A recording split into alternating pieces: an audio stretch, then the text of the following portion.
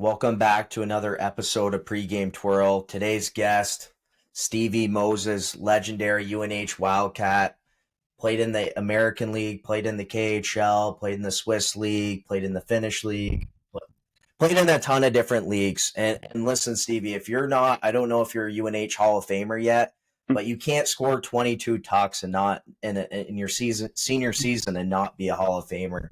So what are you up to this summer? How's training been going so far? Yeah, well, first of all, thanks for having me on. It's cool to chat. I like what you're doing, just chatting about hockey and trying to get some information out there and talking to different people. And there's so many perspectives, obviously, in the game and people that have been around and seen different things. So it's cool to be here. It's cool to chat. And as far as your question, still training, still skating. I still love it. I think that's I think a common theme for guys who play for a long time. I still really enjoy going to the rink. I enjoy the process of trying to get better in the summer, whether it's in the gym or, recovering or, whatever it is, throughout the course of the career, you have lots of different injuries or things you want to work on. And that whole process is something that I think you have to really love in order to do it for a long time and do it well. So I still enjoy it, enjoy every part of it. And so, yeah, it's in the gym, it's training, it's shooting pucks, it's the whole 9 yards, obviously, um, as much as the body will allow at my age. But yeah, that's what I've been up to. Now, how often do you skate per week? Are you skating like three times a week? And are you skating with any other pro guys in Mass? Obviously, you got a hotbed in Mass hockey. Mm-hmm. Yeah, well, so it's changed. It's changed so much through the years. In college, in your early 20s and beginning of pro, you have basically no other responsibilities. So I would skate as much as I could, and a couple times a week back then. 10 years ago, a couple times a week by myself. I would go out and shoot pucks and get open ice. And then there was, like you said, there's always good skates in Mass, groups of guys that get together, especially as it gets closer to the start of the year. But nowadays, it's different year to year, depending on what injuries or problems you may have, or how it's going training in the gym, or what maybe you feel like you need to work on with the upcoming season. Right now, I skate a couple times a week on the small ice and the Hush that you had on Elevate. He has a little rink in Andover, so I go out and shoot pucks with a couple pro guys from the area, and you get a little skating. He's great. There's a bunch of great people that are popping up around Mass and around New England and probably around the whole country. But yeah, it's evolved a lot. When you're young, all your friends are still playing, and you get together, and there's no shortage of skates at that age. And then you get older and most of your friends are done playing and everyone's got kids and jobs, and you gotta find new kids to skate with that are younger and in college. And so that's been fun. As I've gotten older, you try to hang around and find some kids locally that are playing somewhere, and feed off a little bit of their energy and stuff like that. Now, let's obviously we got a ton of a great reason to have you on is the average eye hockey guy hasn't experienced what you have, and you have a ton of experiences. But we're going to start off first with UNH. Just talk about your college hockey experience. Obviously, right now that Hockey East Conference, not that it wasn't when you were there, but is absolutely loaded. Where you got probably just about every team besides local UVM is really not making the tournament, but everyone else is top 20. So just kind of talk about your hockey experience with the UNH Wildcats. Yeah, well, growing up in Mass, I'm born in '89, so I started watching hockey, by when I was 10 was 2000 or '99, so around that time, college hockey was, feel like, really starting to get big. Brandon Gianto was probably a superstar in Mass when he was at BC, and that those Boston College teams and those BU teams and UNH too, Jason Krog and his era, and the hockey was really what we watched when I was a kid growing up, 10 through 15. It was, I was more interested in a way watching college hockey than NHL hockey. So that was the dream for a lot of us kids growing up in Mass, was to play in Hockey East, and I didn't think a whole lot about professional hockey really. It was the dream to play in Hockey East. So yeah, I mean, I don't think there's any replication of your years in college, how fun it is, the guys you get to play with, the rinks that you compete in, the crowds, being a part of something bigger than yourself with the school. Um, I think, it's always easy looking back um, at how awesome it was. And, I think a lot of guys, myself included, once you're there, you're, at least I was always focused on, am I going to be able to play pro? And, you kind of, it's difficult to stay present in how awesome the experience that you're currently in is. And it's easy to look back and say, damn, that was a lot of fun. Like it was so the short answer is, well, it was a complete blast. It was a dream come true to play in that Hockey East. I had an awesome time at UNH. We had a great team, tons of great players, great, just, I mean, I remember when I committed to UNH sort of young. That was sort of an era where they were kind of starting to get guys to commit when they were pretty young. So I think I made that decision right around 16. I think it was just before my junior year of high school. Um, so you're a little kid. You don't really know what you're agreeing to. Obviously, I was over the moon with excitement to be going to college and to play hockey and have a scholarship to do that. It was like I said, a dream come true. But um, it all happens pretty fast, and then you're there, and it goes by really quickly. And for guys that are in it, it's no matter where you're playing in college, it's some of the best times you're going to have playing hockey, and that certainly holds true for me. Now, obviously, so you finished out, you played 3 years or 4 years at UNH. So I played 4 years. 4 years, and Hmm. after that year, you finished in the American League. Hmm. And then you Hmm. made a very interesting move that, Hmm. again, not your average. It seems Hmm. like right now most guys out of college, they sign Hmm. that NHL Hmm. deal and they're either, Hmm. grinding out the American League. You decided to play in the Finnish League. So talk about that decision and who was your agent at the time and what Hmm. you guys kind of came up with to make Hmm. that move. Yeah, so of course the decisions sometimes you make decisions because you know the other opportunities aren't there. So I started working with, I think maybe my sophomore year in college, with an agency called Acme World Sports, um, and they had a sort of a tradition of, but they had players that they had sort of North American players that they moved to primarily the Finnish league at that time. Like Tim Thomas was represented by them. He played in Finland before coming back over to the NHL. Brian Rafalski did the same thing. Tim Stapleton's a bit older than me. He played in the Finnish league and then came back to play for Winnipeg. So I met with them in college. They said, "Listen, you're a smaller, undrafted guy. You know, you have a couple more good years in college. Hopefully, we'll get an entry level NHL contract. And if not, we have this other option of exploring having you go play in Europe in the Finnish league, or that was their biggest most connections was in Finland." And I like the idea of that.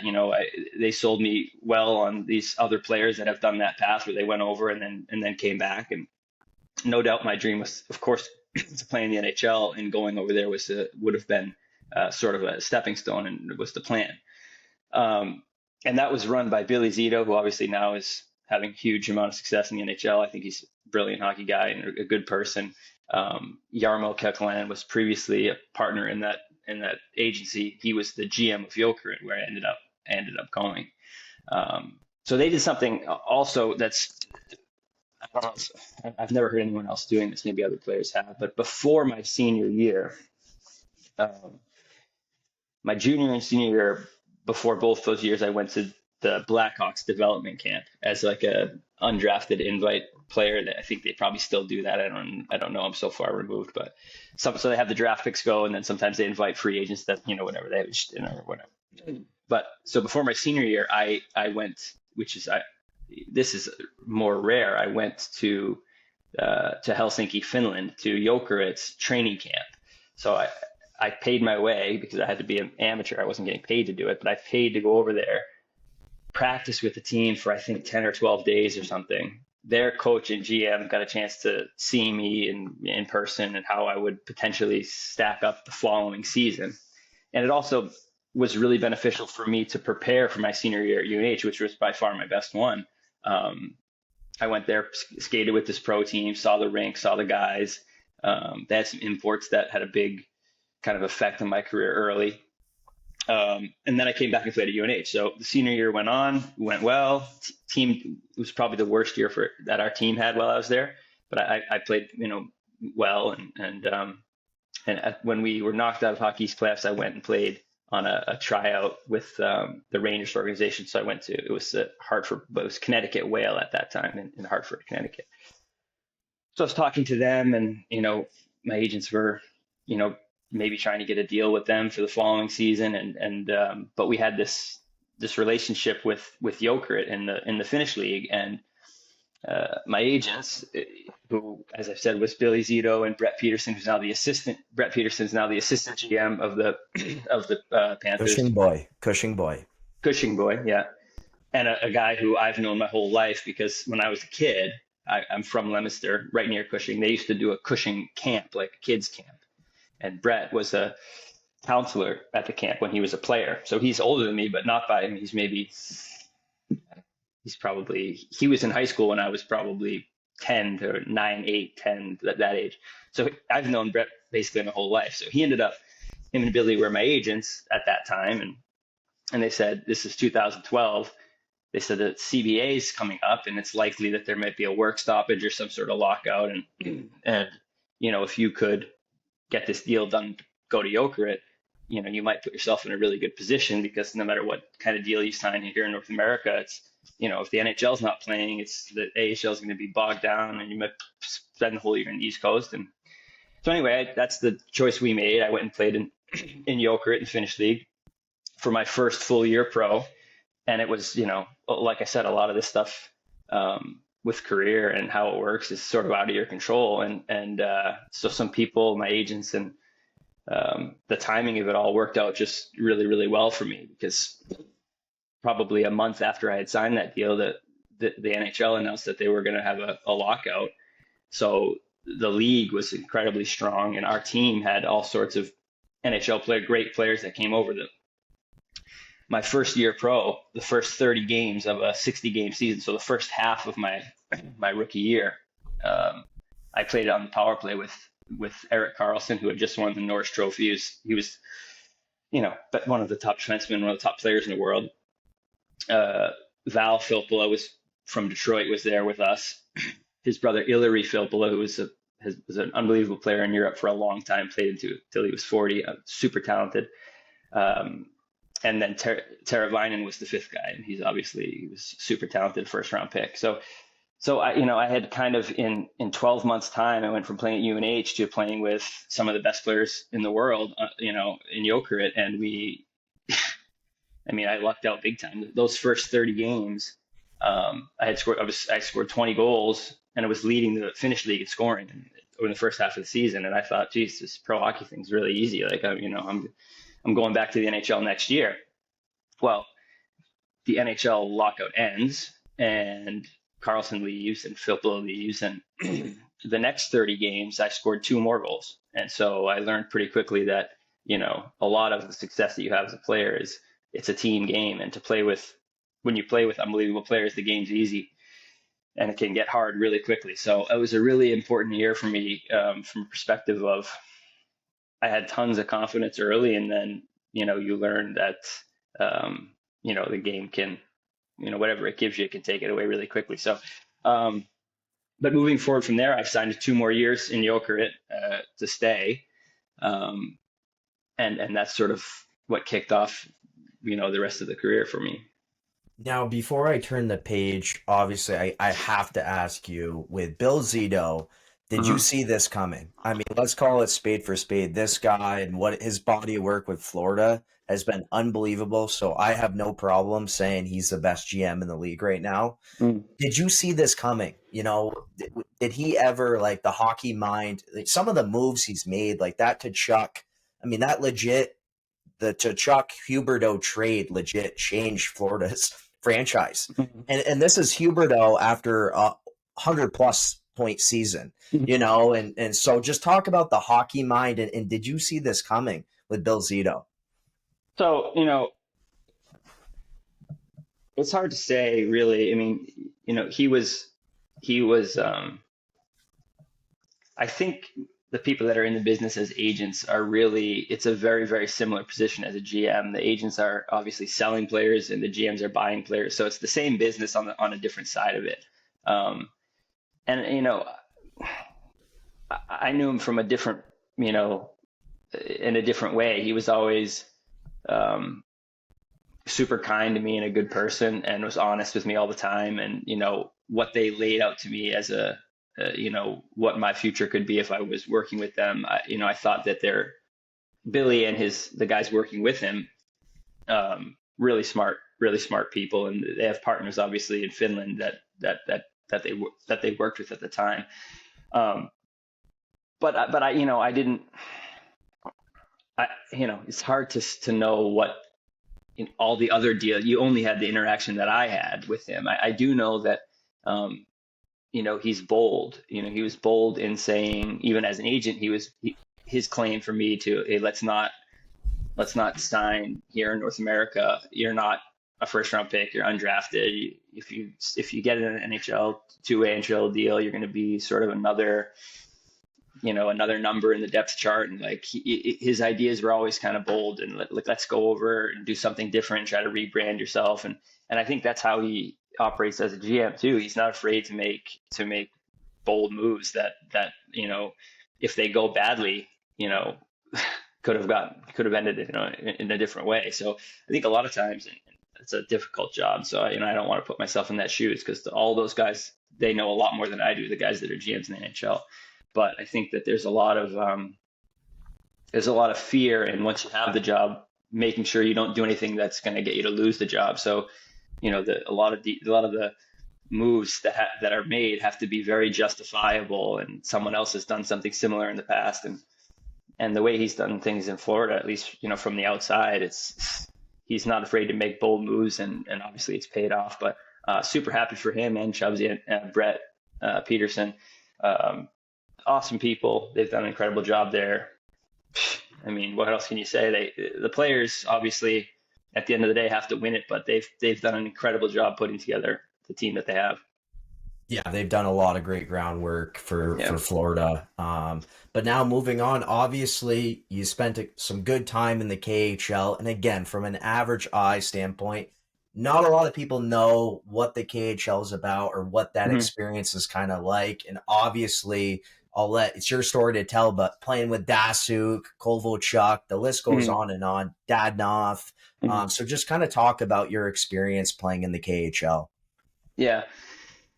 Well, it was, I feel lucky to have been able to play with so many great players, whether it was to start the career in Jokerit. And then what ended up happening with me is that, as I said, I signed a 2-year extension after my rookie year. After the first year, Jokerit made a move that was kind of shocking to European hockey, where they were going to join the KHL. Jokerit Helsinki, historic franchise in Finland, was going to join the KHL. So I was a part of the team that went from the Finnish league to the KHL.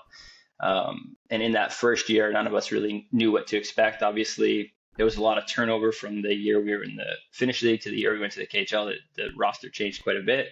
Um, but it just worked out that first year playing with Joker in the KHL was, kind of for me, everything went the right way. I played the entire year on the line with Linus Olmark, who's an unbelievable talented Swedish player that I think he had played in the NHL previously for Edmonton and a couple other teams, but unbelievable skilled player. And fortunate enough to play with him for 60 games all season, and a Czech centerman named Peter Kokel, who was also a fabulous player. He was a little bit older at the time, but had played for the national team for Czech for many many many years, and just a great guy. So I played with the same players for 60 games the entire season, and scored. I led the KHL in goals, and had everything kind of went the right way that season. And it was a blast to play, and the newness of joining that league and playing in all the different Russian cities and traveling a lot, but also living in Finland, in the Helsinki, which is a beautiful city. So that whole season was um, in a lot of ways just kind of went perfect. Um, and after that, I had a bunch of the Russian teams that had uh, some bigger money that wanted me to go and play there. But of course, my plan always was to try to play in the NHL. So I signed a 1-year deal with Nashville for the following season. And during the summertime, I moved to Nashville and was all geared up to play there. Um, Out of camp, I didn't have a great camp, didn't play very well, and was sent to the minors. And I was 26, 25 at the time, and um, you know, not not super young, but young enough to think that I don't want to play in the American League. And the other guys that had come over that year with me, Panarin was signed with Chicago the same year I signed with Nashville, and I knew he was going to be obviously what he's turned into be. He was a fabulous player the year before, and obviously he's gone on to be. I mean, he's had over a point a game in the NHL for 500 games. Um, but I went to Milwaukee in the American League, and he was playing on the first line in Chicago and dominating with Kane. And I said, I don't want to, I really would like to go to Russia. And so whether that was short-sighted, you live with the choices that you make. But I wanted to go to Russia when I got sent down. So I played in Milwaukee for a couple months until we figured out how to, both sides agreed to break the deal. And then I went and played in St. Petersburg, which was sort of at that time, and to some extent still is, kind of the biggest market in the KHL. And yeah, that was where Kovalchuk was, and Datsuk was there, and the list of really, really, really super talented Russian players, kind of even the ones that haven't played in the NHL, was a really, really super talented group. Coaching staff was, first year was Sergei Zubov, who obviously legendary defenseman in the NHL. He was a great guy to play for, great guy to learn from. So I was there for the next 2 years, and yeah, it was, like I've told you before, it's, I could talk for a long time just about those years, and about, the things that I learned from those players, and just the difference in the culture living in Russia, and especially in St. Petersburg, which is a big, beautiful city. But yeah, it was an interesting time because I was still, um, somewhat coping and bitter with the fact that the stuff in Nashville didn't go the way that I had hoped, and I think the way that they had hoped. Um, so I didn't maybe again enjoy those times in St. Petersburg maybe as much as I could have, because I was sort of bitter about the how things went with Nashville. But looking back on it, it was really a blessing to have gotten a chance to get to know some of those players. Of course, Kovalchuk and Datsuk being the two biggest names, but there was lots of incredibly talented, like you said, Dadonov was an unbelievable player. Um, Vadim Shipachev, some of the best centermen in the history of the KHL, super talented player. Gusev was there. He was an unbelievable player who's come back to the NHL a couple times. And Slava Voinov was there. We had a really, really good group of players, and quite frankly, they didn't really need me as far as on the ice, but I was happy to be there, and yeah, it was a cool experience. Did you ever have, like, when I think about like some of the most electric players to ever play in the NHL, like I'm saying Dasuk, and Kovalchuk's definitely in that top Mm, 10 for sure hmm as well. hmm So for you, like in the clubhouse, were you ever like, holy, holy shit, I'm playing with Dasuk and Kovalchuk right now? Yeah. Yeah, well, I mean, again, that's sort of the theme of what I've said all through it, is that a lot of times in the moment you're so wrapped up in like what you're trying to do, and anyone who's uh an athlete at that level is obviously super competitive and wants to. So I mean, we were, of course you're in awe, but you're not, you want ice time. You want to, you don't want them to score every goal. There's a competition within the team, and so. And those guys are competitive too. So, um, I think looking back on it, I really probably learned a lot, and it was something that I'm super grateful to have been able to do.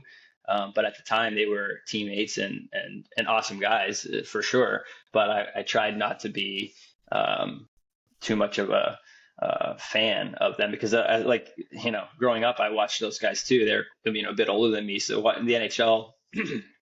When I was, in my teens and stuff, those guys are both superstars. But from a personal level, they were both, you know, spoke really. Of course, they spoke really good English because they had both played. I don't know how many years, 10+ years in the NHL. So they, were good to me as a non-Russian speaking guy. There wasn't so many of us that didn't speak Russian, so they were both helpful to me, like socially and within the team. Um, and yeah, just world class players, guys that were experts at what they do, and different personalities, super different. Um, Kobe is sort of what you see on the ice. He's a little bit more flashy, a little more, a little bit more talkative, a little more center of attention kind of leader on the team. And Datsuk is quiet and very cerebral and like. But how hard he worked! I mean, Kovalchuk was still. I'm not exactly sure how old he was. I think he left the deal in that he had in Jersey when he was probably like 32, 33, or 34. I mean, he was still like somewhat in his prime when he left to go to St. Petersburg.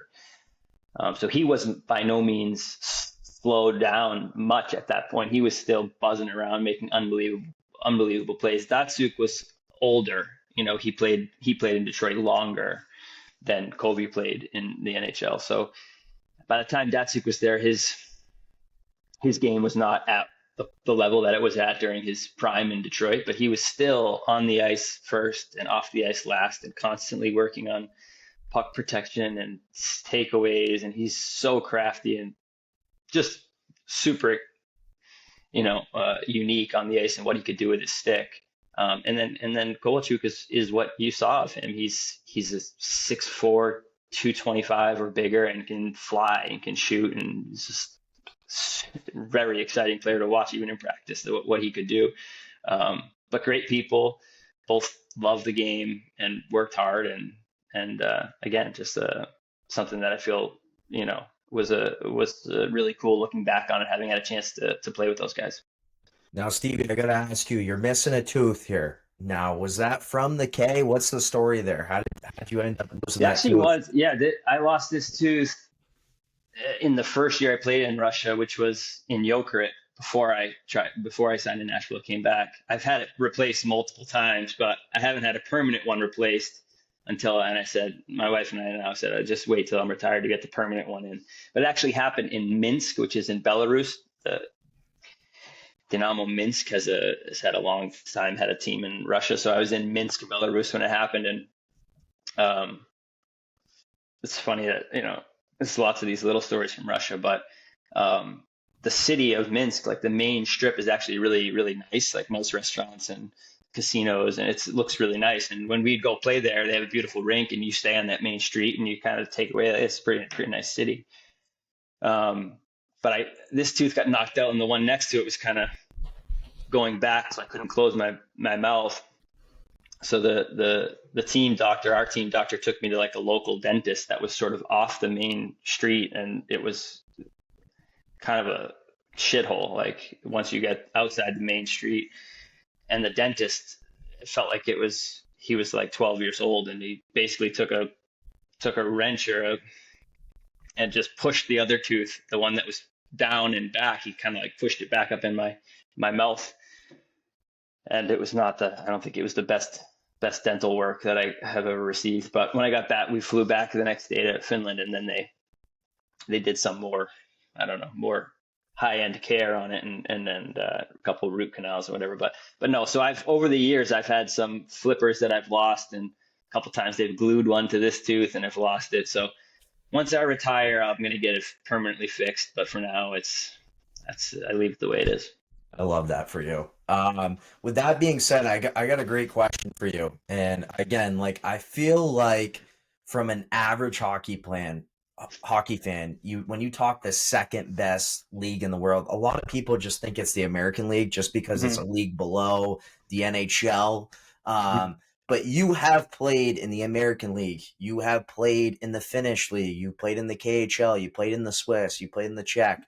In your opinion, what do you think is the best league you have played in? Um, yeah, it's so hard to it. People. you'll see online rankings and whatnot. I mean, they're so much different, you know.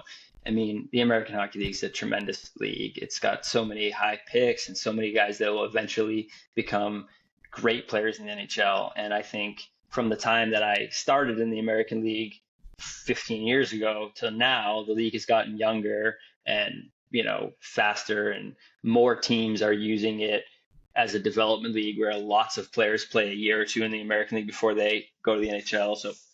So I don't like to make rankings like that. Certainly, um, certainly the KHL at the time when I started was, you know, really, um, I don't want to say like in its prime, but the money was really good at that time. Kobe had just signed a giant deal. They were paying big money to Russian players. They were really trying to get Russian players to come back. And a lot of the best imports that were not playing in the NHL, guys, the North Americans or Swedes or Finns, were all playing um, in Russia. So the competition was really, really, really good. Um, um, I think things, and not to say that it's not now, I know that it is still that way now, but things have somewhat changed, you know, with the political situation and the wars and whatnot that's going on. I'm certainly not here to talk about that, but um, there's less and less. I think there's zero Swedes now playing in the KHL because the Swedish Hockey Federation is basically saying if you play in the KHL, then you're not eligible kind of for our national team. So that's a big deal for those guys. And um, just playing on the national team in general, the world champs and whatnot, is sort of, it's a bigger deal for those countries than it is, you know, for Canada and US, where, you know, that's again a different conversation. But so there's no Swedes in the league now, no Finns in the KHL, very, very few Czechs. Um, so that, I think that drops the level a little bit of the league when you lose. When I was there was probably 30 Czechs, 20 Finns, and 20 Swedes. So it's almost 100 guys that, you know, something like that, maybe less, that left the league. But, you know, there's a positive side to that story too, where all the other, like the local leagues, Sweden, Finland, Germany, Czech, Switzerland, get stronger because those players, they're not going back to the NHL. If they could have been in the NHL, they would have been there anyway. So there's a lot more. I think the competition has risen in the other European leagues where, you know, again, Swedish league, Finnish league, Czech league for sure, where a lot of their top Czech players that were outside the NHL were playing in Russia, and now a lot of them are playing in Czech, or a lot of the Finns playing in Finland, or Switzerland or Germany. But in general, those top leagues in Europe, I think, have somewhat benefited from the players' reluctance to play in Russia right now, for better or worse. That's just the reality of the situation as it is right now. Now, when I was there, and again, I think I played 6 or 7 seasons in Russia. Um, there were some years where I think the league was really, really, really strong. You know, there was Panarin, Radulov, Kaprizov. I mean, those guys were the sort of the MVPs of the league while I was there. Kobe, Datsuk, again, those guys were older, but the level was um, really, really high. Of course, the difference can be that the salary cap sort of is very loose. So the top teams, it's pretty top heavy. You know, the top 3 or 4 Russian teams have quite a bit.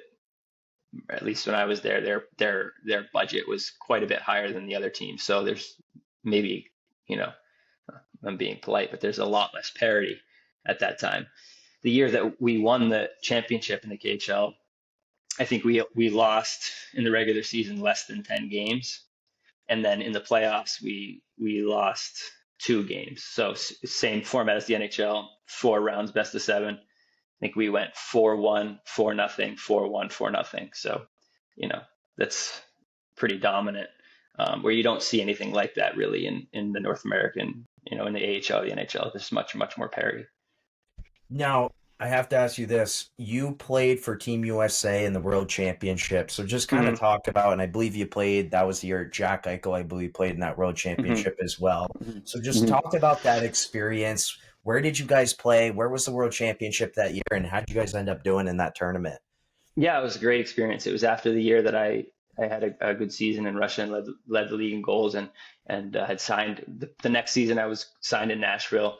Um, so I was, there was a couple college guys that joined. So it was mostly all NHL players, and then Jack was there. I think Larkin was there, and then Jimmy Vesey was there too. So three guys that were going to be in the NHL the next year that were coming out of college. Um, and then myself from Europe and Dan Sexton from Europe, who's a good friend of mine. He was playing in Russia at the time too, and he had previously played in Anaheim. So it was um, really exciting for me. Obviously, it was the first chance that I was going to get to play with a roster like of all NHL players. Um, it was in it was in Czech that year. So the World Champs is usually split between two cities. One was in Prague and one was in Ostrava, Czech. Um, and yeah, we it was a great experience. We started off playing. I think the first game was against Finland, which was for me really cool because I had played the last 3 years in Finland. So the Finnish fans and most of that Finnish team I had played against or played with. um, so the first couple games were great, awesome, and then I got a hamstring injury in game three against Norway, and I missed the rest of the round robin. I think it's 7 or 8 games in the round robin in the medal round. So I missed 3 or 4 games and thought about going home, talked to the agents and said, it's a really cool experience to be around the guys, just stick it out. And um, so I hung around in Czech, rehabbed lightly, but never really got to 100%. I was lucky enough to, when we went to the medal round, the coaching staff was real cool. I played the games in the medal round. So I think we beat Czech in the bronze medal game to win the bronze medal. So it was cool. We won the bronze medal, um, which was, again, go back to the same thing.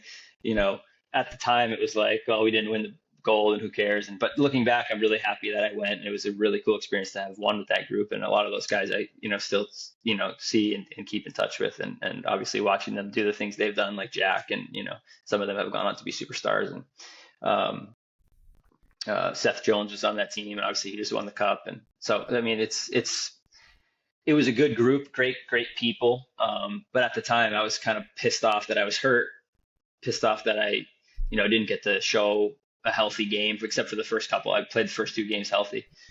Um, and I remember thinking the bronze was kind of no big deal and go home and get ready for the season. But again, looking back, maybe as you get older, you appreciate those experiences, and that's definitely one of them that I'm really really grateful for having had that chance. Yeah, I mean, we got to talk about this, from obviously this podcast is out of Vermont, and we talked about it the other day on the phone, just about how, you're in a small pond and there's a huge pond out there, Hmm. that people don't realize. So you're a guy that's played a long pro career, obviously has had a ton of success. So just kind of talk about the work that needs to go into that to maintain that high level. And then also talk about, there's kids right now. Hockey is super competitive. You got kids playing D1 hockey that probably played on 5 or 6 junior teams, Hmm. and you're a guy that's played on a lot of pro teams. And I checked the hockey DB. I did my homework, Steve. You produced on every team you played on. So just kind of talk about managing the ebbs and the flows and the work that's got to go into it to play at a high Hmm. level. Hmm. Yeah, well, managing the ebbs and the flows. If you have an answer, yeah, I'd love to have it because I'm 35 and it's still every year it's a bit of a roller coaster. The reality is, when you care as much as I think, I mean, I know I do, and I'm sure everyone that's played for a long period of time, it's such a part of who you are. I don't think there's any way to not feel that, when things are going poorly. Um, you, it's going to hurt, and I don't know if there's a way for it not to. And if it doesn't, then maybe, I don't know, let me know how you can figure that out. But yeah, I mean, the reality is that you know, when you care a lot, it's, you're going to feel the successes and you're going to feel the failure, and you're going to have a lot of both. And certainly I've had my fair share of failure. So yeah, every year there are stretches where it's difficult and um, don't know what to do or how to get out of it.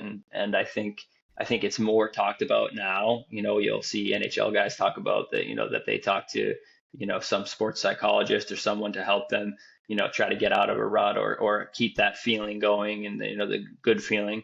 I think that's a huge part of anybody's career, whether they're professional or in junior hockey I mean, with how intense it is now, and even youth hockey, I'm sure those kids feel a lot of pressure. So, um, I think, I think that, I've often said talking to my father, and I have a 5-year-old son, and I don't know um, if I would necessarily put that kind of drive into them if it's not there naturally. I think you see that a lot with parents where they want something for their kid, and um, without them really knowing what it's going to take.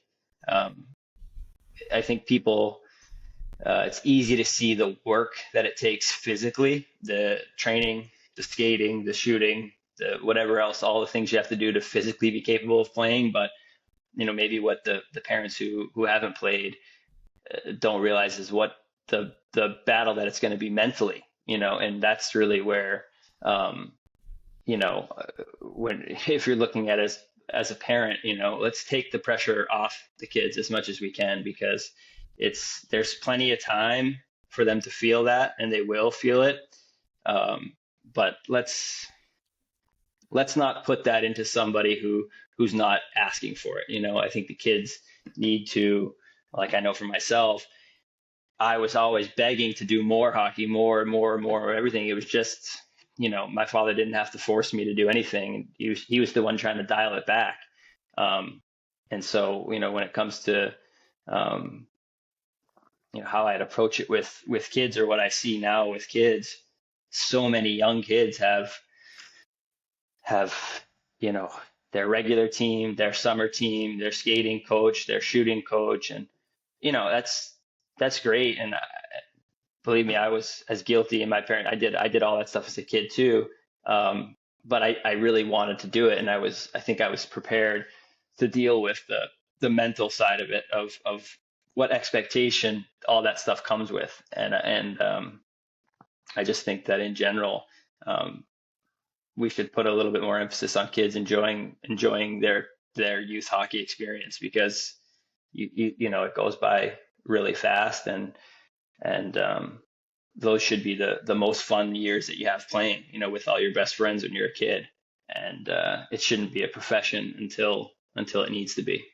Yeah, absolutely. And you said it best. Like I run youth skates in the summers, and you can Yeah, always tell who's the kid that wants to be there and who's there because the dad wants him to be there. yeah, And yeah, that's a thing that hockey is super crazy right now. You said it yeah. best, where it's like I feel like when I was growing up, like for me it was like if I was in baseball season, like that was my favorite sport. When it Hmm. was hockey season, I wasn't even looking at a baseball glove. But now Yeah, it's like hockey, hockey, hockey. You got to skate every day. You got to train yeah. every day. Like Hmm. it's crazy.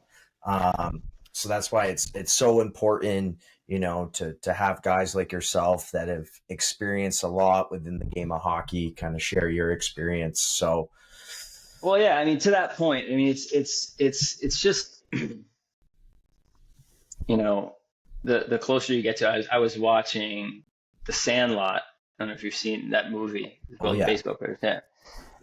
I watched it a million times as a kid. If I watched it once, I watched it 100 times. But my 5-year-old started to watch it with me. We were watching it a couple times this past week, and there's a scene when um, Benny, the good player, is teaching Smalls how to catch the ball, and he says, "If you were having fun, you would have caught that ball." And I remember as a kid thinking, like, that doesn't really make any sense to me as a little kid. Like, what do you mean if you're having fun? Like, the kid still doesn't know how to catch the ball. Like, doesn't.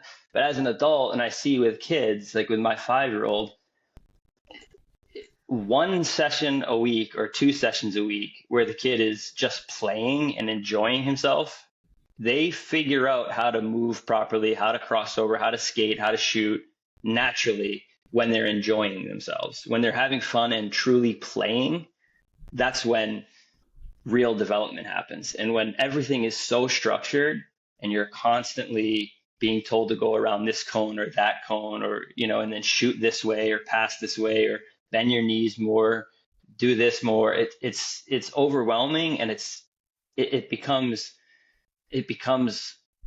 like a work, like a chore for the kid. And I never felt that way as a kid.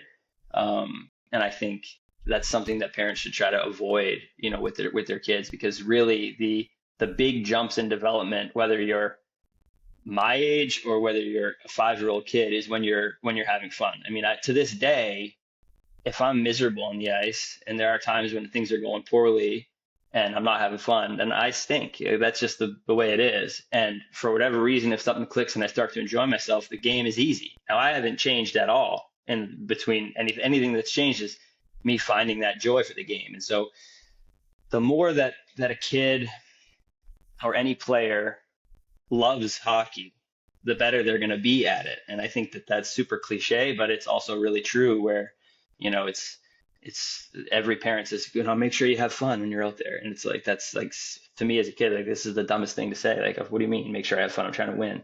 But the truth is when you're having fun, you're playing well, and you really are. You have to play the sport. You can't like work the sport. You have to play it. It's meant to be played, and it's meant to be fun. And I think, like, if there's any secret of why I've played as long as I have, or had, the success that I've had, is that I really have most of the time been enjoying myself. And that's the most important Yeah. thing. And Hmm. one area that I'm curious what advice you would have is, a big part is hockey. There's, again, we talked about the ebbs and the flows. You can go in some streaks where maybe you haven't scored a goal in 5 or 6 games, haven't been playing well. What kind of helps you? Again, you're a guy that's played a ton of pro hockey, ton of different leagues, and have always managed to produce. So just kind of talk about managing, the ebbs and the flows, and not getting in your head. Because I feel like today, mental, like hockey, it's a big mental part to the game. And, even with youth kids, like, they don't score for a couple games, they're rattled. And at the highest level, like, you manage to always find a way to find the sheet. So just kind of talk about managing the ebbs and the flows. Yeah, well, like I said jokingly before, I was only half joking. Is that's not. I don't have the answer. That's Yeah. not an easy thing to do. It's kind of a double-edged sword, because what goes along with it when you care so much is that you're gonna feel it. Um, you're gonna have a hard time. Um, for me, looking in the mirror after a game when you don't produce or don't play well, you're disgusted with that, and that's just how much I've always cared. But that's not always the healthiest way to deal with it. As I've gotten older, you try to manage, what you can, and the games doesn't always go your way. But if you can focus on things that are within your control, which is, okay, how am I feeling on the bench? How am I talking to myself on the bench? How am I talking to myself after the game? Can I look myself in the mirror after the game and say, I did, I was engaged and I gave the best effort that night? Because you're not going to have your A game all the time. That's just the reality of it. The best players in the world, are able to have more nights than not that they're at the top of their performance, and maybe their B game is good enough to be better than other guys. But you have to realize that you're not going to feel it, whatever that means, every single night. And that goes for kids. I've been that way since I was a little kid. There are games that just don't really have it, and you try as best as you can manage your emotions. That um,